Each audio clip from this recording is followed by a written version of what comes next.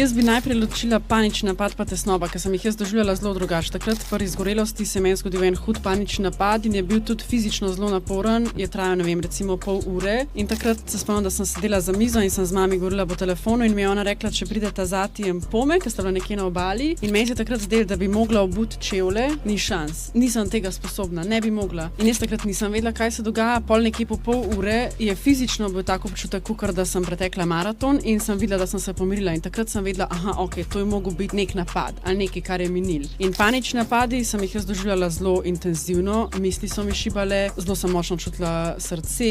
potile so se mi roke, pa ta mrzel pot. Medtem ko tesnoba je bila pri meni pa v nekem obdobju tako zelo vse splošno prisotna, lahko tudi čez cel dan, se pravi, ni bilo toliko teh vrhuncev, ampak skozi krč, recimo, da me je skozi malo trebuh bolel in v glavi so bile prisotne misli, a bo za skozi tako, koliko je to težko, vsega me je bilo strah, koliko sem grozna, ker me je vsega